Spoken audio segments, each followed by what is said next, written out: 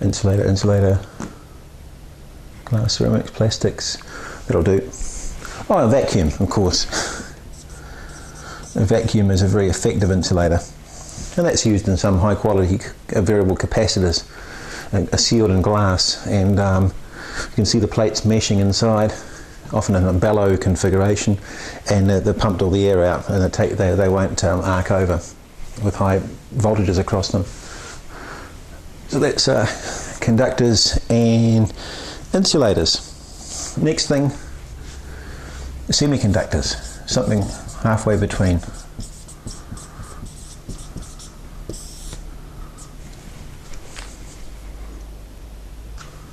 Semiconductors is where things start to get exciting. So I just had to stop to have a wee check of the tape. I must point out I don't have a camera operator. You're looking at the camera operator. So get the microphone there. I have to stop and start it. So occasionally you'll see jumps in the tape recording where I've had to go home for tea, or my page has gone off, or they've run out of tape. And as I said, conductors conduct electricity very well. Generally, the better they do that, the happier we are. Insulators, the opposite. There is this material in between, which are called semiconductors. Now, we'll cover this in quite a lot more depth when we come on to transistors and semiconductors later. And that's where semiconductors are exploited. In electronics, where we have transistors, field effect transistors, and so on, diodes, different kinds of semiconductor devices, which are really of great importance. All our microprocessors and so on, communications equipment, all based around semiconductors. Examples of semiconductors are silicon and germanium are the two most common ones, especially silicon. And there is a third molecule, actually. It's a combination of gallium and arsenic, called gallium arsenide, which is used in high frequency microwave transistors. But silicon is the most common semiconductor material. And by that, a semiconductor, it doesn't conduct electricity well, and it doesn't insulate that brilliantly either. And well, suffice to say that that's enough to say about it. I think just wait until we come on to the session on semiconductors. Just a thing called ions now.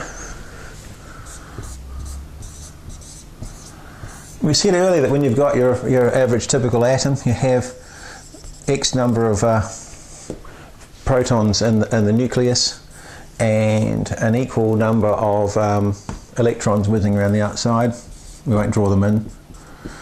If it's copper, 28 protons there, 28 electrons around the outside. It is possible to remove an electron from an atom. Now that's happening all the time in conductors and in metals. But commonly when we talk about ions, will often be in things like fluorescent light bulbs, which we've got above us here, or gas discharge lamps like sodium vapor lamps, the bright orange lamps that they have above street lighting, or mercury vapor lamps, which are often used in large gymnasiums, things like that. They've sort of got a bit of a purple tint to them. And that's where ions come into play. Now, an ion is just an atom which has lost an electron, and it becomes charged, or it has a net charge. So say if it's a mercury atom, the symbol for mercury is Hg. Don't have to know that. A mercury atom that's lost an electron overboard, the atom that's left behind has now got a net 1 plus positive charge. It's no longer electrically neutral. It's no longer an equal number of electrons and protons. And that becomes important when you put that inside a glass tube, like a fluorescent tube or something like that, or a mercury vapor lamp. We have conducting plates. Won't go into this in any detail at all. It's just you can now get this gas inside this tube. Generally it's a low pressure tube. It's not like a below atmospheric pressure of mercury and other gases. And if you put a sufficient voltage across there, you can encourage electrons to be stripped off one gas molecule and head towards, say, the positive plate, and new electrons to come out there and hop onto and actually become a bit like a conductor.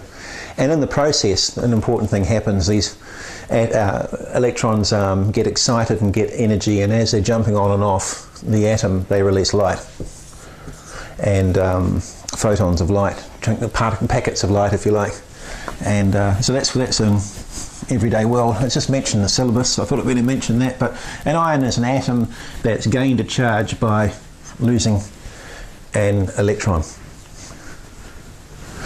You hear about solids, liquids and gases are 3 states of matter. There's a 4th state of matter which you find in nuclear research and places like that, and in the sun and stars, called plasma, just for interest's sake. And that's where all the electrons have basically been stripped off the atoms, and the nuclei are free to float around and the electrons are free to float around. But it only happens in extreme situations, extreme pressures and temperatures normally. Okay, so that's ions. Now we'll just come on to voltage. We mentioned current before. Probably should have talked about voltage before. Now, current is the measure of the flow of electrons flowing around a circuit through a conductor. So if we have a battery, and we can introduce the symbol for a battery now. There's a minus plate there. That's a plus terminal, that's a minus terminal. This is a symbol for a battery, and we'll come on to that in a little bit of detail very shortly when we talk about batteries and cells. If we put a light bulb in there, there's a symbol for a light bulb. As the electrons go through the tungsten filament in the light bulb, it does work and gets hot, becomes white hot, and gives off light. Now, that's just because I mentioned the word circuit, but explain what it is. A circuit is a situation where you've got a supplier of electricity, so a battery or a power supply that plugs into the wall. You've got some other device, and you've got conductors joining them up, and you've got a flow of electrons around the circuit. And it's called a circuit because it goes all the way around and back to start again. If you interrupt it somewhere, the electron flow will stop. You've broken the circuit. Hence the term circuit breaker, with special switches you have in your switchboard or so on at home or in substations that will open a circuit if too much current flows. Now, the thing that drives the electrons around the circuit, did I get that right? Hang on, no, I've got that. Maybe I make this right. The thing that pushes the electrons around the circuit is the voltage, and there's another name for that you'll see written called EMF, electromotive force, EMF. And that's where, an aside, you've heard of EMI, the record label? Electromotive Industries, probably a very old term. And of course it was EMI that did the Beatles recordings. It was they made so much money on Beatles recordings, they were able to let Godfrey Hounsfield, a physicist in the 1960s, basically do what he liked, and he thought he could improve X-ray machines, so he came up with a CAT scanner. All because of the Beatles, there you are. I don't know if you'll find that one in Trivial Pursuit. Electromotive force, voltage, is electrical pressure. That's the way I like to think of it. And you'll see this word mentioned, or the force. The force be with it, is the electrical pressure to drive the current through the circuit. And we measure that in volts. There is a more detailed explanation of this.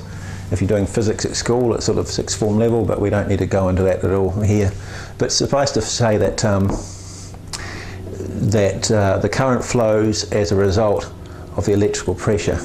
And if you double the electrical pressure, you'll double the current flow. 3 times electrical pressure, 3 times the current flow in a circuit. And that's all around a thing called Ohm's law, which we'll come on to fairly shortly. That's voltage.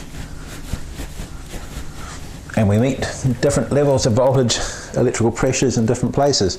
Most of our electronics work in radios and lower powered semiconductor devices and radios. We're typically dealing with supply voltages around 13.8 volts.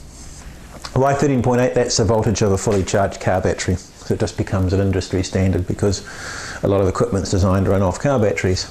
They'll run off 12 volts quite happily, maybe get a little bit more power out of them at 13.8 volts out of a transmitter.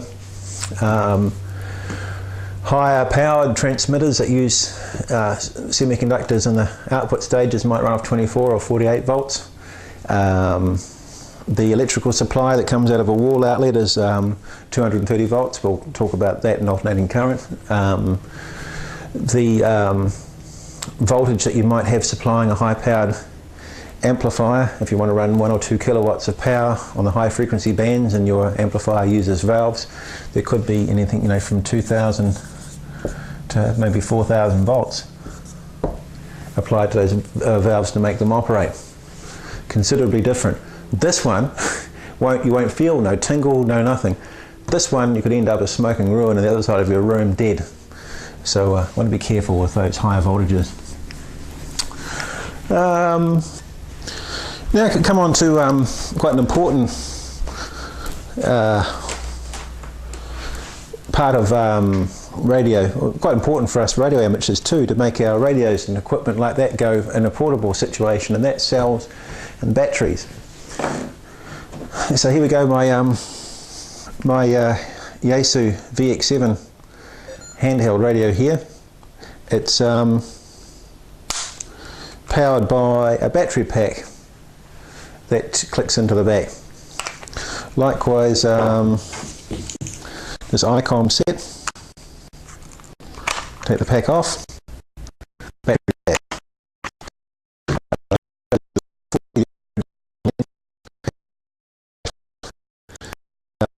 Particular type of battery which sits inside, and that little VX7 handheld, if we were running portable for on holiday or something like that, or an emergency situation, this particular battery here would probably keep us going for a few days quite happily. So we'll just come back to perhaps the basics. What actually we're talking about when we mean cells and batteries.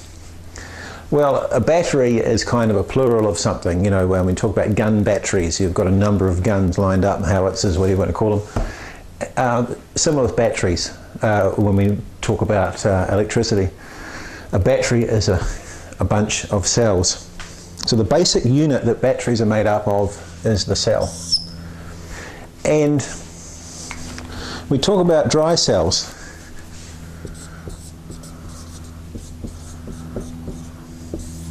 And here's an example of a small dry cell. It's a AA battery. The letter is the size of the battery. So AAA is a tiny little fellow, AA is a bit bigger. Then you've got a C and then a size D, which is a larger one again, so more capacity. Now, a cell is one unit of, if you like, of a chemical producer of electron flow, or a source of electrons. So the basic dry cell is an outer, often zinc, the outer terminal, the outer sort of casing, which is actually the negative terminal, minus, is a negative terminal, the outer casing, and then up the middle is often a carbon rod, and that's connected to that metal button on the end, and that's a positive terminal. And then there's some goo inside, which we won't go into the theory of how batteries, how cells work, and that's one cell.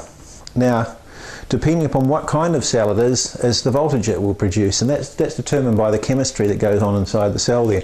So your average dry cell that we talk about here, alkaline or lead, carbon, zinc dry cell, we won't go. There's a lot of theory here, so we won't go into it in great depth. It's around 1.5 volts. That's the voltage across there. Now, it doesn't matter if it's a big one, a D cell, or a tiny little AA or a AAA, it's still 1.5 volts. The difference between them, though, is that the larger battery will supply more electrons for longer.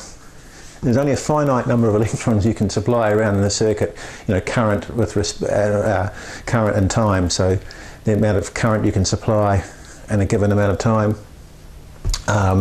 And the larger the battery, the more it can do. So in other words, you can run a heavier load off a larger cell and it will last longer. So and it's called a dry cell because in the early days of batteries, when people used to have them in their home, often they had wet electrolytes. If you knock them over, they'd spill and burn holes in your carpet. Whereas these are called dry cells because they don't leak. Of course, if you do cut them in half, you will find goo inside and it will leak. But that's where the term dry cell comes from.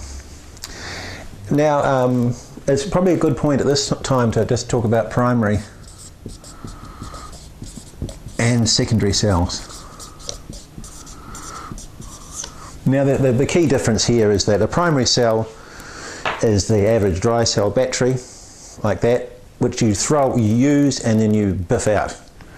A primary cell, the average dry cell, is not rechargeable. Once you've used it up, dead, gone, kaput. Good shot. Ooh, got it in the rubbish. Okay, so that's what's meant by primary. That's a primary cell. This one here is actually made up of 4 cells inside it. It's a battery. We'll come on to batteries in a minute, but that's still another primary battery. That one there is made up of carbon zinc cells, and they're disposable. Can't recharge them. Secondary cells, yes, you can recharge them. You can connect them up in a circuit that you push electrons back into the cell, and you reverse the chemical changes that take place when the cell gets worn down, and you bring it back up again. You recharge it. So that's the difference between primary and secondary. Now, the common primary is what we just mentioned, the average alkaline battery and so on, or carbon zinc, average energizer, or or Eveready, the cheaper ones, the black ones, not the the fancier labels, which tend to be alkalines, which go longer. Secondary, probably the most common one still in worldwide use, would be the lead acid battery. Lead acid. I'm getting a bit tongue-tied here. I'm sorry. Lead acid cell. If you actually look at this battery here, a 12-volt battery, there's actually, you can see 6 little covers around there. And actually, if you look at the bottom, you can actually see, trust me, but you can see like a structure inside the battery just through the depressions at the bottom. There are 6 individual cells that make this up. And that's lead acid. Car battery, these things here, they're lead acid batteries. They're rechargeable. You can push electrons back into them and reform the energy inside them. The other one is nickel cadmium. These are becoming less commonly used now. Or NiCads, N-I-C-D. That's the symbols for nickel and cadmium, 2 different elements. NiCads. Then you've got newer technology, nickel metal hydride, NiMH. And then another one that's becoming much more important nowadays is lithium. They all run at slightly different voltages. Lead acid cells are fully charged around about 2.2 volts. Nickel cadmiums and nickel metal hydrides are at about 1.2. And lithium, I think, are around about 3. I could be wrong there. I'm not 100% certain on that one. Nickel cadmiums are, that's what's inside this particular one that clicks on. There's a collection of cells in there. This ICOM set here. This cheap and nasty Chinese-made 2-meter handheld I've just picked up locally to have a play with. This uses nickel metal hydride cells, which are built inside there. And the VX7 uses lithium cells. Now the big difference is weight. They're more compact and they're lighter. That's one of the big advantages of lithium. They're quite expensive, but these have got the same capacity, and yeah, this one's quite a bit lighter and more compact. So just lead acid, good, cheap, proven technology used in car batteries, capable of supplying incredible currents for a short period of time for starting cars and things like that. Nickel cadmium's a bit less used now. They were sort of the original rechargeable, portable rechargeable that you could put into an appliance in battery and cell form. You could get them like that one I threw away before. And rechargeable electrical handheld appliances like electric drills and things like that. Nickel cadmiums. The big problem with nickel cadmium batteries, or cells, sorry, is that if you partially discharge them and then recharge and partially discharge them, they lose capacity with time. Nickel metal hydrides came along and very similar to use in circuitry, similar voltage, similar charging arrangements, but they don't have that problem of loss of capacity with partial discharging. Lithium, very expensive, but nice and light and compact. Nickel cadmium still have a role though in your rechargeable electric drills and things, where you want a high current availability in a small space. They can actually deliver a higher current than you can from nickel metal hydride, so they've still got a place. But look, I don't want to get too bogged down. It's not in the New Zealand exam to know that, but it's just a quick introduction. So primary cells are non-rechargeable, disposable. Secondary are rechargeable, and they come in a variety of different forms. And the cell is a basic unit. Now, 2.2, your lead acid battery, lead acid cell at 2.2 volts, too low to run our equipment off. We need around 13.8, 14 volts to run our amateur equipment. Anything from 12 to 14 they're pretty happy with. Go below 12 and their performance falls off markedly. Go above 14 you start to risk damage. Now, what we can do with cells, and the basic symbol for a cell was that, is if that's a lead acid cell, 2.2 volts, what we can do is join them together daisy chain fashion. So we get another one here, another one here. Oh, there goes my cell phone. Right, crisis averted. I'm on call for a local hospital and so that problem sorted out. So I've taken advantage of that interruption to draw 6 cells in a row, and these little blobs just represent their terminals. Now what if we just connect them together with conductors? There we go. And that becomes our new terminal. Now what we've done is we've created a battery. We've got 6 cells, basic chemical units, 1, 2, 3, 4, 5, 6, connected all there. Now this is important. You want to connect the minus of one to the plus of the other, the minus of one to the plus of the other, and so on. If you don't, they won't work, because you want the electrons coming out of one to be attracted into the one of the next, and so on. Now, the voltage here, we just add them up. 2.2, 2.2, what's it? That's 6 times 2.2, 6 times 2 is 12, carry the 1, 6 times 2 is 12, 13.2 volts. There's a typical voltage of 6 cells in your average car battery. If they're fully charged, you get an extra tenth of a few tenths of a volt more, and it adds up to around 13.8, 14 volts. But 6 2.2 volt cells in series, you add the voltages up, 13.2 volts. And that's what they've done in this particular box here, and they do it in car batteries as well. Car batteries have got all the cells in a row, there's 6 in a row. These ones, they have 3 along one side and then around the other for the other 3, and there's conductors joining them up. You can't see them, they're on the side. And but heavy, that's one of the problems with lead. Lead, of course, is heavy, unlike lithium, which is one of the lighter elements, hence that advantage of lithium cells. And this is what's in your car, this arrangement here, 6 cells in series. Now, when we connect them in series like this, one after the other, we add the voltages up. Now, what about current? What about the current available from this battery of cells? Well, the current in amps that we can take off and put through a load, reasonably, some load there, is the same as what the current supply available from each individual cell. So say a reasonable discharge current off this battery might be 1 amp, which it can cope with for a certain period of time without the voltage falling. Then if each cell can contribute 1 amp, then that's the current that we can draw off this cell, for all intents and purposes, is around 1 amp. Well, it's exactly the same as individual cells in the battery.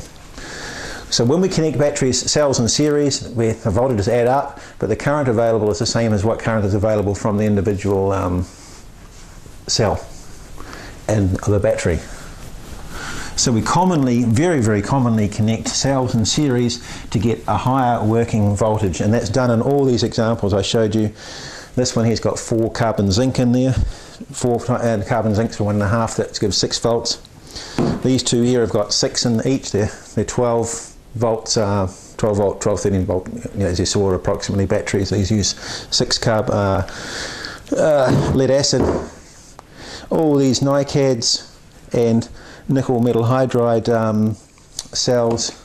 battery packs use cells in series. Very, very commonly done. The other thing we can do, you can actually put batteries in series as well, and you see this on trucks, because you can get 24 volt, and you can and do get 24 volt batteries for automotive use for trucks. They typically use 24 volt systems, but quite commonly in trucks it's more convenient to fit 2 12 volt batteries because they might be more readily available in a suitable size to fit under the side of the vehicle. And you'll see under the side of the vehicle 2 12 volt with two 12 volt batteries, different perspective on each one. So there's the minus terminal, plus terminal, minus plus, and what they do is connect the plus of one to the minus the other, and this is your supply to the truck. And these are 2 12 volt batteries, and we've now got 24 volts available. So when you put batteries in series, you keep on adding the voltages up, because it's just the same as having there's 6 cells in that one, 6 in that. You've just the same as created a new battery with 12 cells in them to make 24 volts. What about cells in parallel? And you can do that. What if we're happy with a 2.2 volt supply, but we want a particularly high current one, more than we can get off the individual cells we have available from our manufacturer? Well, you can connect them up in quite a different fashion.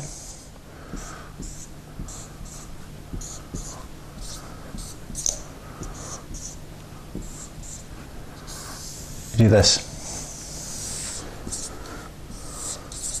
Here's all our minus terminals here, plus, plus, plus, minus, plus.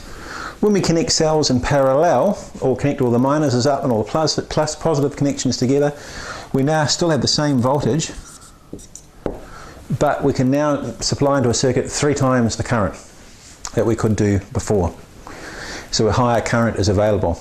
Now we don't often parallel up individual cells, but sometimes we'll parallel batteries up, and you can do this provided they're of the same type. In other words, you would never put a lead acid in parallel with a nickel cadmium or something. That's asking for trouble. But you could parallel up lead acids or nickel cadmiums together, but it pays to have them of the same age, same manufacturer, same type.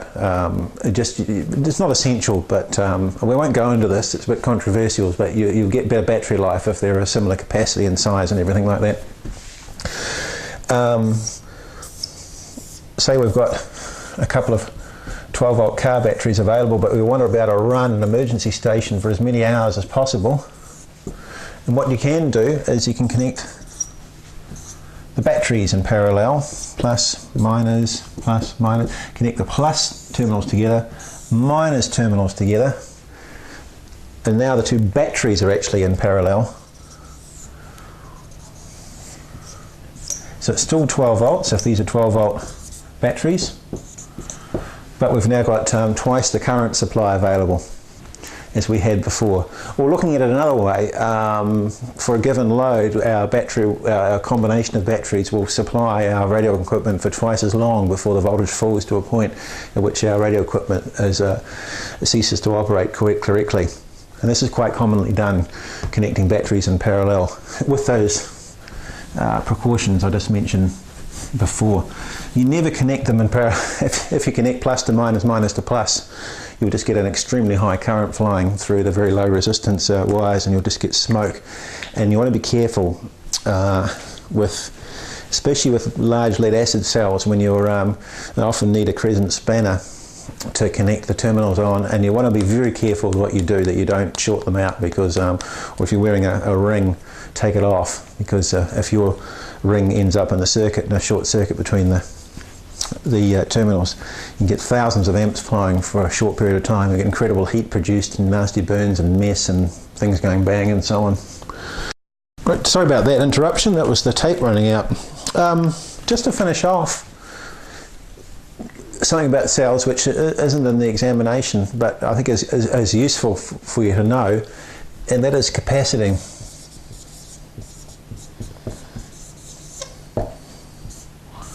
How long is our battery going to last to be useful? You know, how